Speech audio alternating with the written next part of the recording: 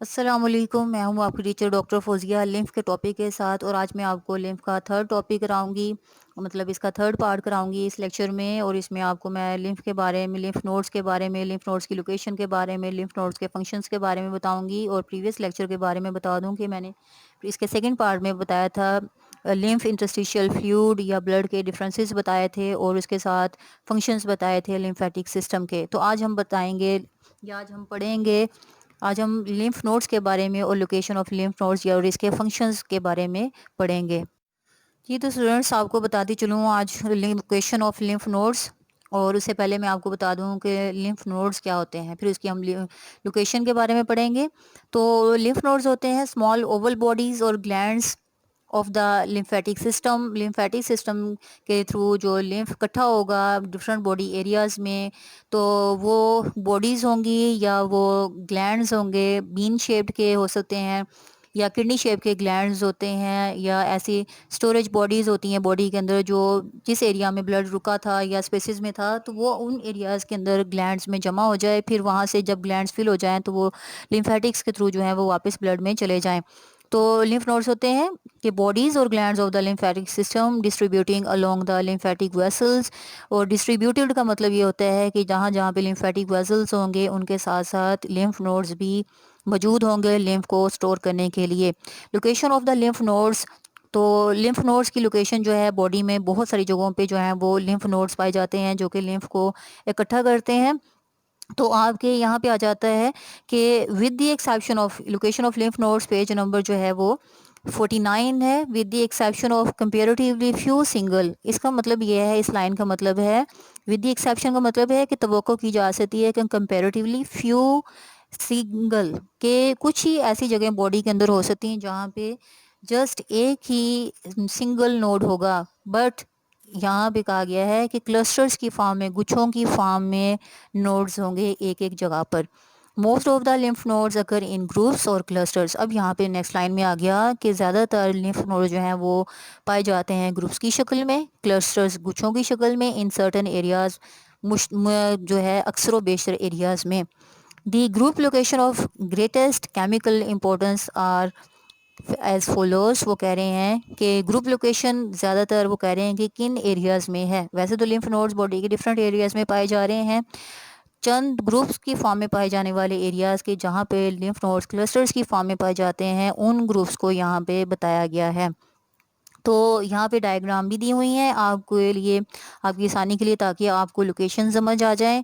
और इसके अलावा मैंने एनाटॉमी के इंट्रोडक्शन में पहले भी टर्मिनोलॉजीज़ करवाई हुई हैं कि किस टर्म को जो है वो इंग्लिश या उर्दू में जो है पढ़ा जाता है, और वो एनाटॉमिकल नेम में दी हुई होती हैं। तो यहाँ पे आ जाता है प्री ओरिकल लिम्फ नोड। अगर तो कान के सामने वाले एरिया में पाए जाते हैं नोड्स, तो उसे हम क्या कहेंगे, प्री ओरिकल लिम्फ नोड का नाम देंगे। प्री ओरिकल लिम्फ नोड, ऐसा नोड जो कि कान के, जो कि पैरोटिड जैसे ग्लैंड है, तो वो कान के सामने पाया जाता है, इंटीरियर साइड पे होता है। तो अगर का एयर की इंटीरियर साइड पे होगा तो हम उसे कहेंगे पेरी ओरिकुलर लिम्फ नोड। फिर उसके बाद आता है सब मेंटल लिम्फ नोड, सब मेंटल एंड सब मैक्सिलरी ग्रुप। या इसमें जाते हैं कि सब मेंटल एंड सब मैक्सिलरी ग्रुप में आ जाते हैं। सब मेंटल का मतलब होता है, मेंटम कहा जाता है चिन को, जो इंटीरियर साइड है चिन की, उस चिन के नीचे जो है ग्लैंड्स या लिम्फ नोड्स होंगे, उन्हें कहा जाएगा सब मेंटल लिम्फ नोड्स। चिन को, चिन की जो उभरी हुई हड्डी होती है उसे मेंटम कहा जाता है।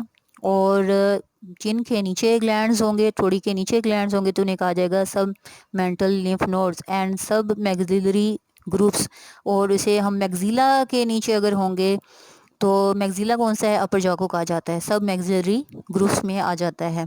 फिर इसे आ जाते हैं superficial cervical lymph nodes.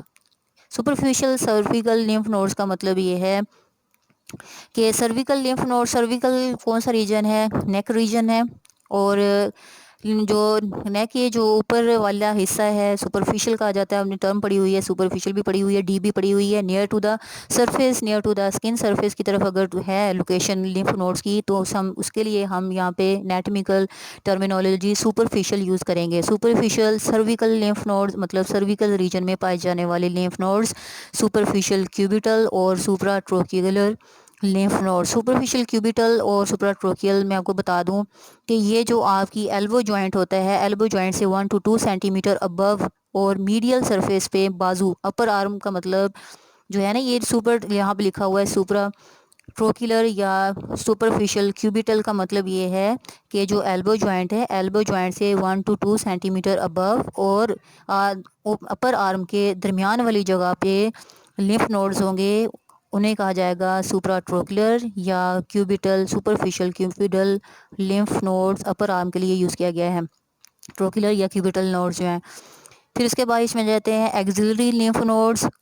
Arm पिट वाली जो जगह है, जो शोल्डर के नीचे की जगह जो है, जिसे जॉइंट पाया जाता है, आपकी ह्यूमरल जॉइंट जो होता है, इसके नीचे वाली जो जगह होगी, आर्म पिट्स वाली जो जगह होगी, एक्जिला वाली जिसे जगह कहा जाता है, जिसे आप टेम्परेचर के लिए थर्मोमीटर भी रख के टेम्परेचर चेक करना चाहते हैं, उस एरिया में भी नोड्स होंगे, उन्हें एक्सिलरी लिम्फ नोड्स का नाम दिया जाएगा। ये यहाँ पे भी क्लस्टर्स की फॉर्म में होंगे। इंगुनल लिम्फ नोड्स का मतलब ये है, ये डायग्राम आपको मज़ीद बताएगी इंगुनल लिम्फ नोड्स कहाँ पे होते हैं। तो इंगुनल लिम्फ नोड्स जो होते हैं जहाँ पे आपका बेली और आपकी जो थाई है, इन दोनों के जब आप बैठते भी हैं तो आपके बेंड पड़ता है, बेंड आ जाता है, फोल्ड हो जाती है जगह बेली और टांग में। जब आप बैठते हैं घुटनों के को पेट की तरफ जब लाते हैं, तो वो जगह जहाँ पे बेंड पड़ता है उस जगह को कहा जाता है इंगुनल एरिया कहा जाता है। तो इस जगह पे भी नोड्स होंगे, इंगुनल लिम्फ नोड्स का नाम दिया जाएगा।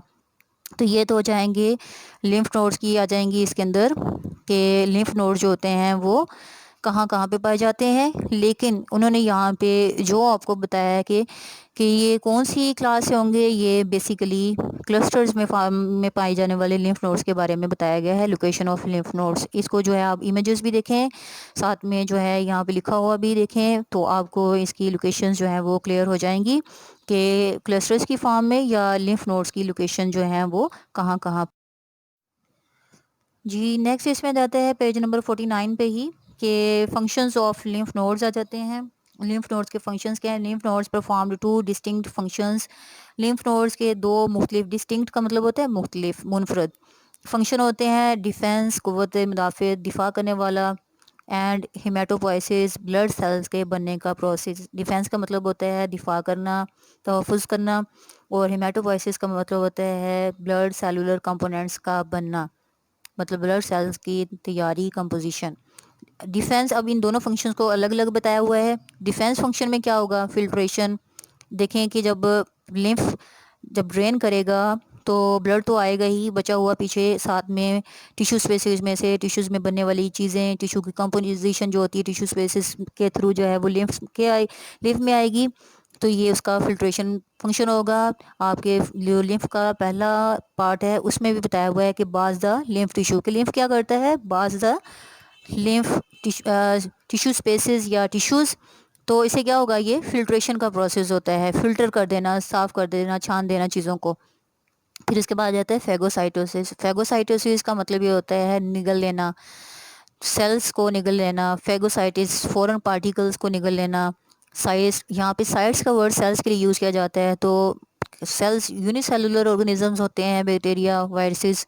तो फेगोसाइटोसिस का मतलब होता है बैरूनी सेल्स को या जर्म्स को निकलने वाले सेल्स। और आपको मैंने बताया था कि डब्ल्यूबीसीज पाए जाते हैं लिम्फ के अंदर, और उसमें भी कौन से होते हैं? लिम्फोसाइट्स होते हैं जो कि फेगोसाइटोसिस का काम करते हैं। फिर उसके बाद आता है haematopoiesis, blood cellular composition. Blood cells की कंपोजिशन के प्रोसेस को हेमाटोपोइसिस कहा जाता है। तो यहाँ पे आपको इसको बताने से पहले, बुक से कराने से पहले मैं बता दूँ कि हेमाटोपोइसिस का मतलब ये होता है कि जो वाइट ब्लड सेल्स होते हैं उसमें से लिम्फोसाइट्स होते हैं, वो बोन मैरो में बनते हैं, बट वो बोन मैरो से बनने के बाद ब्लड के थ्रू लिम्फ नोड्स में चले जाते हैं। और वो जब तक मिच्योर नहीं हो जाते वो वहाँ से लिम्फ नोड से ब्लड में शामिल नहीं होते। तो प्री मिच्योर ब्लड सेल्स जो होते हैं लिम्फोसाइट्स, वो लिम्फ नोड्स में मिच्योर होने के बाद ब्लड में शामिल हो जाते हैं। इस वजह से कहा हेमाटोपोइसिस के इसके अंदर लिम्फ टिश्यूज़ के अंदर लिम्फ सेल्स का मिच्योर होना। तो यहाँ पे आ जाता है कि lymphatic tissues of lymph nodes serve as the site of the final stage of maturation for some time of types of या type of lymphocytes। कि lymphatic tissues क्या करते हैं, lymph nodes जो बनाते हैं वो सर्व करते हैं, मतलब खिदमत करते हैं एज अ साइट, मतलब ऐसी जगह के तौर पर of the final stage of maturation.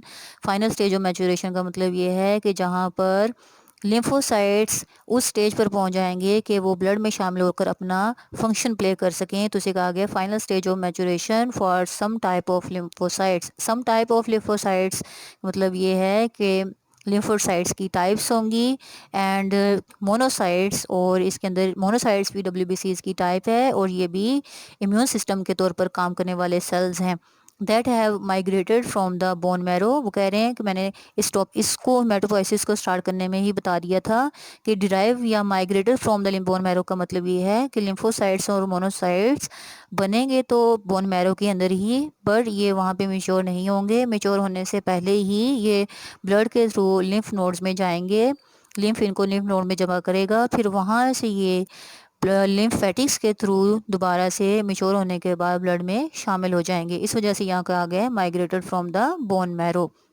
तो ये भी क्या हो जाएगा, यहाँ पे भी आपके हेमाटोपोइसिस का प्रोसेस कंप्लीट हो जाएगा कि लिम्फ नोड के फंक्शंस क्या हैं। डिफेंस फंक्शन करना जिसमें फिल्ट्रेशन फैगोसाइटोसिस कराना। हेमाटोपोइसिस का मतलब ब्लड सेल्स को मेच्योर करवाना, और उसमें से भी कौन से, white blood cells. White blood cells में आ जाएंगे लिम्फोसाइट्स आ जाएंगे एंड मोनोसाइट्स। इस तरह से आपका लिम्फ का टॉपिक 3 पार्ट्स में कंप्लीट हुआ। इंशाल्लाह नेक्स्ट टॉपिक के साथ फिर हाजिर होंगे। थैंक यू, अल्लाह हाफिज़।